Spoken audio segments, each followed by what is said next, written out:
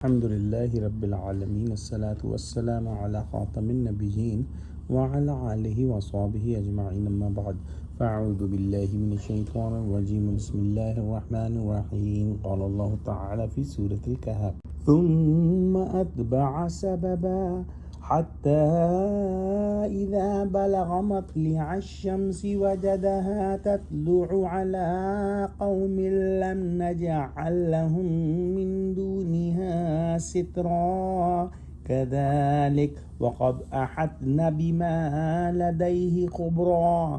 ترجمہ: پھر اس نے ایک اور سامان سفر کا کیا یہاں تک کہ سورج کے طلوع ہونے کے مقام پر پہنچا تو دیکھا کہ وہ ایسے لوگوں پر طلوع کرتا ہے جن کے لیے ہم نے سورج کے اس طرف کوئی اوٹ نہیں بنائی تھی۔ حقیقت حال یوں تھی اور جو کچھ اس کے پاس تھا ہم کو سب کی خبر تھی۔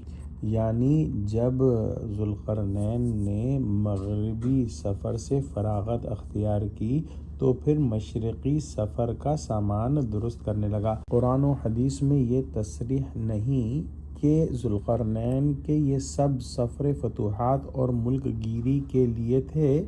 ممکن ہے محض سیر و سیاحت کے طور پر ہوں۔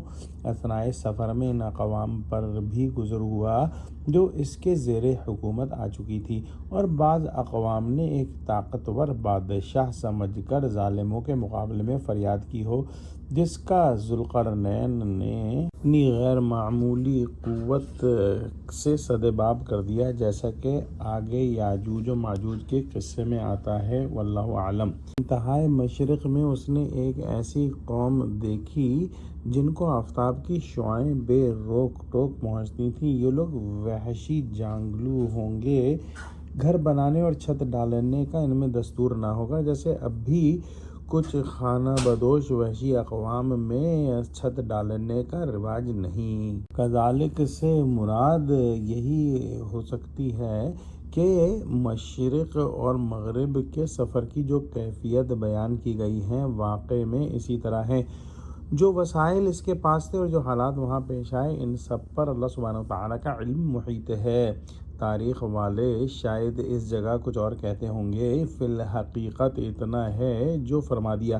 بعض مفسرین نے کذالک کا مطلب یہ لیا ہے کہ ذوالقرنین نے مغربی قوم کے متعلق جو روش اختیار کی تھی، یعنی کہ نیکوکاروں کو نیک بدلہ اور بدکاروں کو سزا، ویسے ہی اس مشرقی قوم کے ساتھ اس نے روش اختیار کی۔ واللہ اعلم۔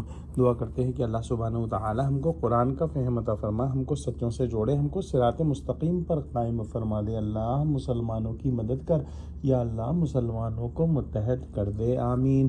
وآخر دعوانا ان الحمد للہ رب العالمین، والسلام علیکم ورحمۃ اللہ وبرکاتہ۔